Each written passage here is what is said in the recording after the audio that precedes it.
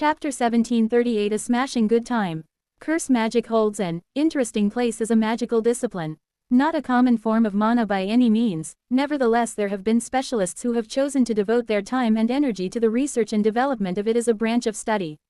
Although it is often unpleasant, both to witness and to experience firsthand, with the focus of the specialized curse magic spells largely being on weakening the targets physically, or draining them mentally, it isn't illegal or frowned upon by any means.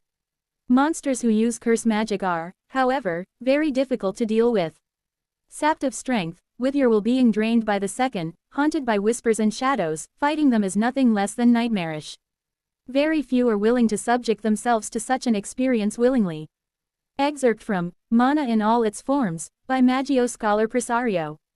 Tiny was a little put out when his master unleashed an explosive force and torrent of flame into the air. So many of the little shiny people were knocked over or burned and then they didn't get up again. This left a much smaller number for Tiny to punch.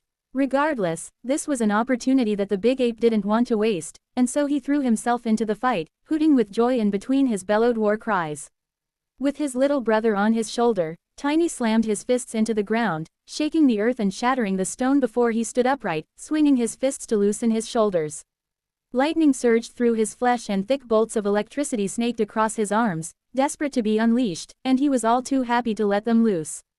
First, he needed to warm up his left. Hunching over and raising his fists, Tiny protected his head and settled into a rhythm, bouncing on his feet, shuffling left, then right, bobbing and swaying as the little people nearby turned and brought their weapons to bear. Watching carefully, Tiny's long ears flicked, then he planted his lead foot and bam bam bam bam. A flurry of punches, too fast to be seen, snapped out with the force of an explosion and the sound of a thunderbolt. Light burst from his fist and crashed into the little people before him. They had shields and armor, but what could that possibly do against Tiny's fist? This narrative has been purloined without the author's approval. Report any appearances on Amazon. Their metal was cracked and broken in the first flurry. Those who tried to stand their ground were sent flying, those who tried to dodge were more successful, but not by much. Displaying impeccable footwork, Tiny moved with speed and grace. Always in balance, always ready to shift his weight, to slide to the side, to advance or to retreat. Before they could escape him, Tiny planted his foot once more, feeling the rotation in his body as he brought back his fist, the power stored in his legs, hips and shoulders that he then unleashed with another rapid combination. Bam bam bam bam bam bam. 6 punches this time, so rapid the first hadn't landed before the last one was thrown.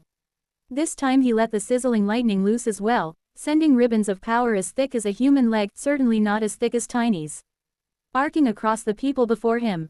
He felt that this might not have been a popular decision, judging by the reactions of those he was targeting, but for whatever reason, his master had said he needn't hold back once he joined the fight, and so he didn't intend to.